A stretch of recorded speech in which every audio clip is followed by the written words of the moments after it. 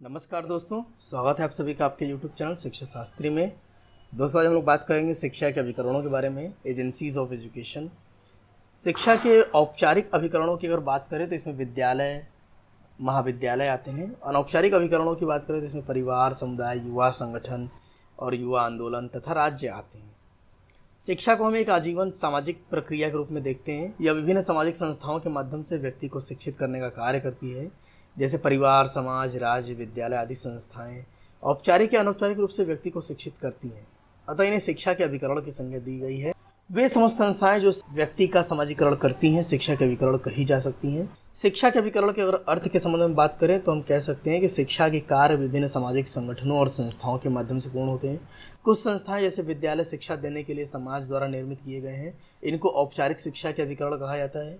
लेकिन समाज की अन्य संस्थाएं व्यक्ति का समाजीकरण करने के साथ साथ उन पर शैक्षिक प्रभाव भी डालती हैं, जैसे परिवार, राज्य, समुदाय, धार्मिक संस्थाएं इत्यादि। इन संस्थाओं का मूल उद्देश्य शिक्षा देना नहीं होता है, लेकिन व्यक्ति और इन संस्थाओं के मध्य क्रिया प्रतिक्रिया चलती रहती है, जो परोक्ष रूप से शिक्षित करने का भी कार्य करती है। जैसे परिवार बालक का पालन पोषण करने के साथ साथ उसे भाषा, शिष्टाचार, परंपराओं को भी सिखाता है। समाज संस्थाओं को भी शिक्षा के उपकरण कहा जा सकता है। ऐसी सभी सामाजिक संस्थाएं, संगठन या साधन जो व्यक्ति पर संकुचित या व्यापक रूप से प्रत्यक्ष या परोक्ष रूप से शैक्षिक प्रभाव डालते हैं, उन्हें भी शिक्षा के अभिकरण कहा जाता है। ये अभिकरण व्यक्ति का सामाजिकरण भी करते हैं। इन्हें सामाजिकरण का अभिकरण भी कहा जाता है। परिवार, राज्य, समुदाय, समाज, विद्यालय, धार्मिक संस्थाएं, क्लब, ये सभी शिक्षा के प्रमुख अभिकरण माने जाते हैं। हम लोग शिक्षा के अभिकरणों की परिभाषा के संबंध में बात करते हैं। बी.डी. भाटिया का मत है कि शिक्षा के कार्यों को पूरा करने के लिए समाज ने कुछ विशेष संस्थाओं को जन्म दिया है। इन संस्थाओं को शिक्षा के अभिकरण कहा जाता है। वे सभी सामाजिक संगठन जो व्यक्ति को शिक्षित या उसका समाजीकरण करने का कार्य करते हैं, शिक्षा के अभिकरण कहलाते हैं। शिक्षा के लगभग सभी समूह, समाज के लगभग सभी समूह एवं संगठन किसी न किसी रूप में शिक्षा के कार्यों को पूरा करते हैं या किसी न किसी रूप में प्रभावित करते हैं। इसलिए लगभग सभी सामाजिक संगठन शिक्षा के अभिकरण हैं। दूसरा, उन्होंने बताया कि शिक्षा की संस्थाएं वे संस्थाएं या संगठन हैं जो बालक के विकास को प्रभावित करते हैं। सभी संस्थाएं शिक्षा के अभिकरण हैं क्योंकि वे बालक के विकास को किसी न किसी रूप में प्रभावित करती हैं। शिक्षा के अभिकरण व शिक्षा के साधन में हम लोग अंतर समझ लेते हैं। क्या अभिकरण और साधन में अंतर होता है? अभिकरण उस सामाजिक समूह या संगठन को कहा जाता है जिनसे शिक्षा प्रक्रिया चलती है, जिससे मनुष्य का व्यवहार प्रभावित होता है। यह प्रक्रिया दोनों दिशाओं में चलती है और अभिकरण स्वयं भी क्रियाशील रहता है। इस प्रकार अभिकरण का मूल लक्षण ही होता है कि इसके सदस्यों के बीच अंतःक्रिया चलती है, जिससे शिक्षा की प्रक्रिया आगे बढ़ती है। परंतु शिक्षा के साधन वह उपकरण है जिसमें अधिगमकर्ता के मध्य किसी प्रकार की प्रक्रिया नहीं चलती। इस दृष्टि से पुस्तकालय, चलचित्र, टीवी इत्यादि शिक्षा के अभिकरण नहीं बल्कि शिक्षा के साधन मात्र हैं। अब हम लोग शिक्षा के अभिकरणों के वर्गीकरण के बारे में बात करते हैं। जो शिक्षा के अभिकरणों का सबसे अधिक प्रचलित वर्गीकरण है वो ब्राउन के द्वारा किया गया है। ब्राउन ने शिक्षा के अभिकरणों को 4 श्रेणियों में विभाजित किया है, जिन्हें हम क्रमशः औपचारिक अभिकरण, अनौपचारिक अभिकरण, व्यावसायिक अभिकरण और अव्यावसायिक अभिकरण के नाम से जानते हैं। औपचारिक संस्थाओं के अंतर्गत वे सभी संस्थाएं आती हैं जो औपचारिक रूप से शिक्षा प्रदान करती हैं, जैसे विद्यालय, धार्मिक संस्थाएं, पुस्तकालय, संग्रहालय इत्यादि। अनौपचारिक संस्थाओं में परिवार, समाज और राज्य आते हैं। व्यावसायिक संस्थाओं के अंतर्गत टीवी, प्रेस, रेडियो, पत्रिकाएं ये सब आती हैं। अव्यावसायिक संस्थाओं के अंतर्गत क्लब, समाज कल्याण केंद्र, स्काउट, गर्ल गाइड इत्यादि ये सब उपकरण आते हैं। इस प्रकार यह देखा जाए तो व्यावसायिक अभिकरण शिक्षा के साधन है, न कि अभिकरण है, क्योंकि यहाँ कोई अंतःक्रिया नहीं हो रही है। इस प्रकार हम देखते हैं कि शिक्षा के अभिकरणों का प्रथम वर्गीकरण ही सही है, जिसमें औपचारिक अनौपचारिक संस्थाएं आती हैं, क्योंकि इनमें सदस्यों के बीच में अंतःक्रिया चलती रहती है।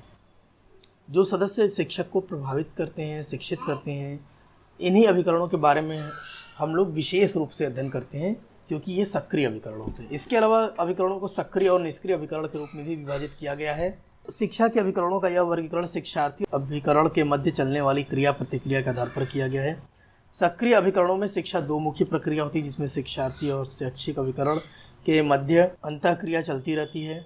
दूसरे एक दूसरे के साथ प्रभावित भी होते रहते हैं, जैसे परिवार, विद्यालय, समुदाय, खेल समूह, क्लब, शिक्षा, ये सब शिक्षा के सक्रिय अभिकरण हैं। शिक्षा के निष्क्रिय साधनों में क्रिया प्रतिक्रिया का भाव होता है। ये साधन शिक्षार्थी को तुरंत तो प्रभावित करते हैं, लेकिन शिक्षार्थी की प्रतिक्रिया को तुरंत ग्रहण नहीं कर पाते।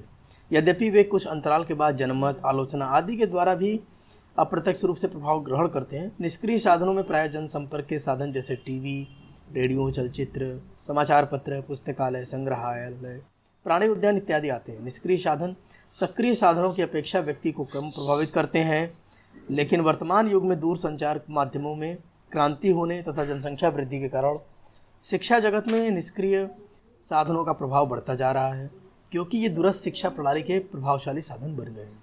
कंप्यूटर विज्ञान के द्वारा ज्ञान संग्रह की नवीन तकनीक, आधुनिक दूरसंचार तकनीक ने शिक्षा की अवधारणा को परिवर्तन कर दिया है। इसके सुलभ कराने के लिए दूरस्थ शिक्षा, पत्राचार पाठ्यक्रम, अभिक्रमित शिक्षण, सैटेलाइट इत्यादि परंपरागत कक्षा शिक्षण के सार्थक विकल्प बनने लगे हैं। अब हम लोग बात करते हैं इसके तृतीय वर्गीकरण की, जिसमें कहा गया है कि औपचारिक और अनौपचारिक अभिकरण, निरौपचारिक अभिकरण, जिसमें हम शिक्षा को जो एजेंसियां हैं उनको हम formal, informal and non formal agencies के रूप में जानते हैं।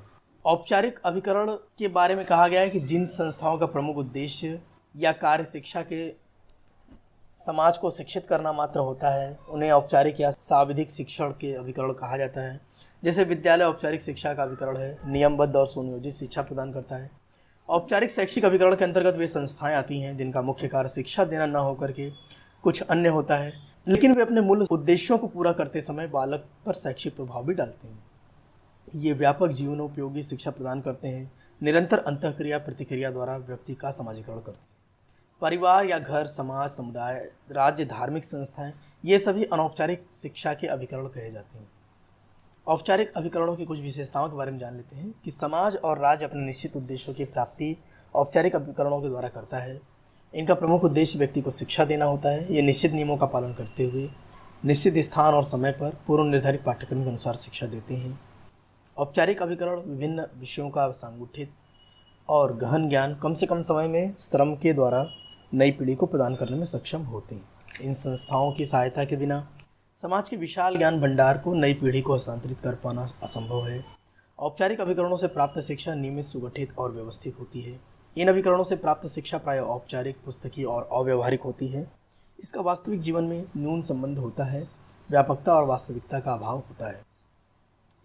अनौपचारिक अभिकरणों की विशेषताओं के बारे में थोड़ा चर्चा करते हैं। अनौपचारिक अभिकरण व्यापक और अनौपचारिक शिक्षा देते हैं। इनके द्वारा मिलने वाली शिक्षा स्वाभाविक और जीवनोपयोगी होती है। ये अभिकरण व्यक्ति के ऊपर जीवन पर्यंत शैक्षिक प्रभाव डालते हैं।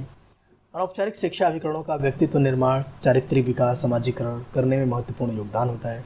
यद्यपि ये जीवन उपयोगी शिक्षा के स्रोत हैं, लेकिन इनसे प्राप्त शिक्षा असंगठित, असंबद्ध और अनियमित होती है। किसी विषय का व्यापक, क्रमबद्ध और गहन ज्ञान अनौपचारिक अभिकरणों के द्वारा नहीं दिया जा सकता है। इस प्रकार हमको स्पष्ट हो गया कि औपचारिक और अनौपचारिक अभिकरणों के बीच संतुलन होना आवश्यक है। निरौपचारिक अभिकरणों के बारे में बात करते हैं। वर्तमान समय में शिक्षा के अभिकरणों का एक वर्गीकरण निरौपचारिक अभिकरण के रूप में भी किया जाने लगा है। सभी प्रकार की निरौपचारिक शिक्षा इन अभिकरणों के द्वारा प्रदान की जाती है। प्रौढ़ शिक्षा, सतत शिक्षा, अंशकालिक शिक्षा, पत्राचार और दूरस्थ शिक्षा के केंद्र और संस्थाएं, जनसंचार के साधन, दूरदर्शन के शैक्षिक कार्यक्रम, Akashvani, audio video tape, computer, चलचित्र आदि निरौपचारिक शिक्षा के अभिकरण के साधन हैं। इसे औपचारिकेतर शिक्षा भी कह सकते हैं। निरौपचारिक अभिकरण विशेष रूप से निरौपचारिक शिक्षा के लिए होते हैं, लेकिन इनका उपयोग औपचारिक और अनौपचारिक दोनों प्रकार की शिक्षा प्रदान करने के लिए किया जाता है। इनकी हम कुछ विशेषताओं की चर्चा करते हैं। निरौपचारिक अभिकरण आधुनिक दूरसंचार के साधनों द्वारा शिक्षा देने का कार्य करते हैं।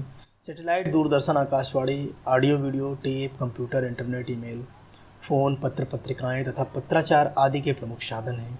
निरौपचारिक अभिकरण विशेष निरौपचारिक शिक्षा देते हैं, परंतु इनका उपयोग औपचारिक और अनौपचारिक दोनों शिक्षा में किया जाता है। ये अभिकरण न तो पूर्णतया संगठित और नियमबद्ध होते हैं, न ही पूर्णतया असंगठित और स्वतंत्र होते हैं। निरौपचारिक शिक्षा के उद्देश्य पाठ्यक्रम परीक्षा निश्चित होती है, परंतु छात्रों के प्रवेश, शिक्षण और अनुशासन संबंधी नियम व्यापक, उदार और लचीले होते हैं। लचीलापन इन अभिकरणों की खास विशेषता है। निरौपचारिक अभिकरणों से शिक्षा प्रदान करने में स्थान और समय का प्रतिबंध नहीं होता है। व्यक्ति किसी भी स्थान पर, किसी भी समय पर ज्ञान प्रदान कर सकता है, ज्ञान प्राप्त कर सकता है। अधिकांश निरौपचारिक साधन निष्क्रिय होते हैं, क्योंकि वे शिक्षार्थी की प्रतिक्रिया को तुरंत नहीं ग्रहण करते हैं। निरौपचारिक शिक्षा के अभिकरण उन सभी लोगों के लिए वरदान हैं जो किन्हीं कारणों से शिक्षा लेने से वंचित रह गए हैं। निरक्षर प्रौढ़, विद्यालयों में प्रवेश न पा सकने वाले छात्र, नौकरी पेशा लोग, महिलाएं, आदिवासी, पहाड़ी अन्य दुर्गम स्थानों पर निवास करने वाले लोग अपने घर पर ही इच्छानुसार इनसे ज्ञान प्राप्त कर सकते हैं। वर्तमान युग में शिक्षा की बढ़ती हुई मांग की पूर्ति के लिए निरौपचारिक शिक्षा के अभिकरणों द्वारा ही हम प्रयास कर सकते हैं। ये साधन त्वरित गति से कम लागत में लाखों लोगों को शिक्षित कर सकने की क्षमता रखते हैं। इस प्रकार आज के इस वीडियो में हम लोगों ने शिक्षा के अभिकरण क्या होते हैं, इसके प्रकार क्या होते हैं, इसकी परिभाषा क्या होती है, इसके बारे में उन्होंने चर्चा किया। आशा है आप लोगों को इस वीडियो में दी गई जानकारी अच्छी लगी होगी। मिलते हैं नेक्स्ट वीडियो में, तब तक के लिए आपको बहुत बहुत आभार, आपने अपना कीमती समय इस वीडियो के लिए दिया।